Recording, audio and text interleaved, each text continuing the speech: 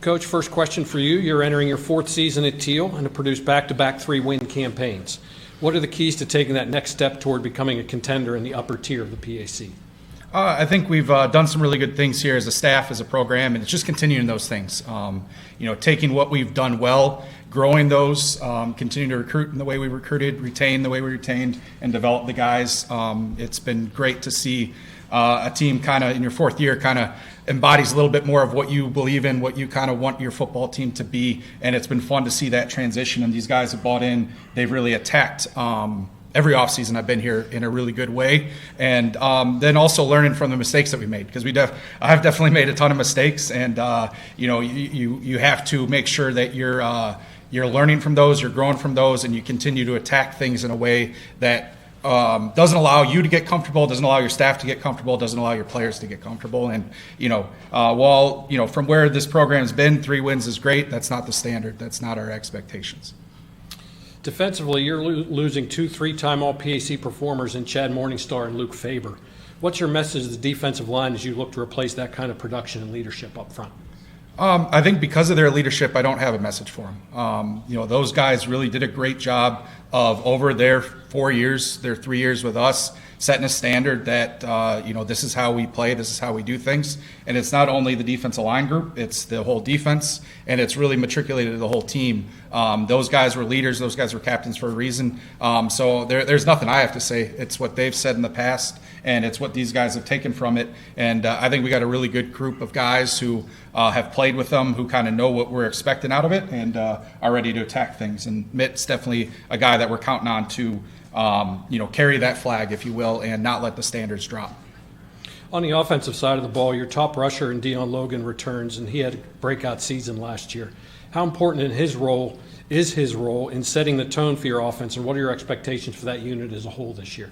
I mean, they're huge. DJ is a heck of a player, and as a coaching staff, as a team, we have to find ways of getting him the football, because when he has the football in his hands, good things happen. So, he's going to be a big part of what we do, how we do things, and also stepping up as a leader. He was named captain by his peers in the spring, and if you would have asked me when I came in and met DJ as a sophomore, I don't think that was something that was in his future. But he's really grown, he's really developed, and I'm really excited to see him, just like with the defense, with the guys we had graduate last year. He really puts a tone on the culture that we want to run, and he really sets it. So I'm pumped up to see him in action and how guys around him rise up, because we've already seen that in the spring, and I'm really excited about it. So we've talked offense, we've talked defense. For your coaching staff, you've added several new coaches this offseason on both sides of the ball.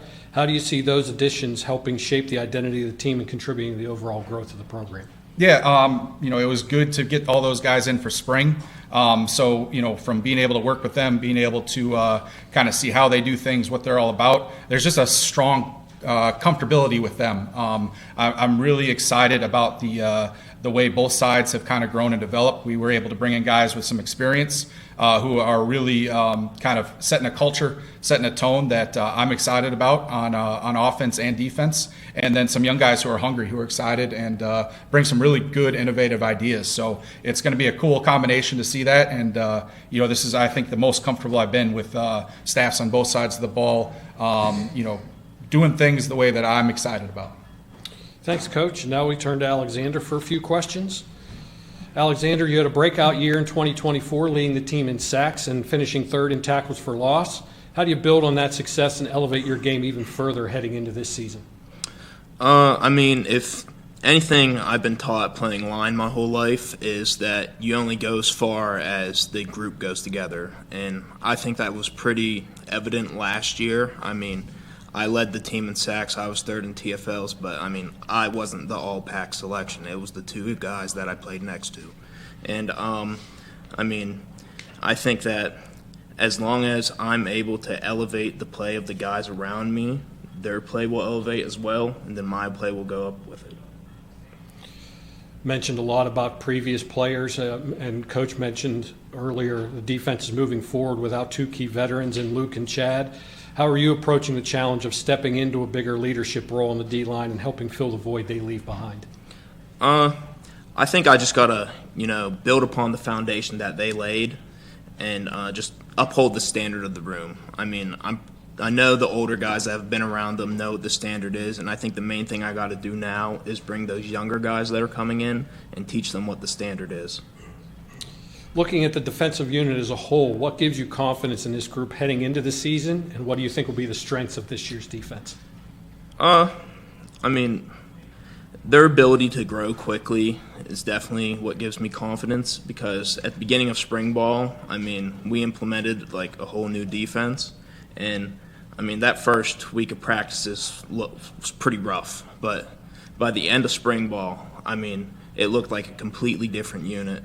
And I think a lot of the guys that didn't get to play last year are really hungry and eager to prove what they have. Thank you, Alexander, and thanks again to Coach Bauman. The Tomcats 2025 season begins Friday night, September 5th, when they host Concordia University from Wisconsin, and Thiel's PAC schedule starts with a road trip to Allegheny September 20th.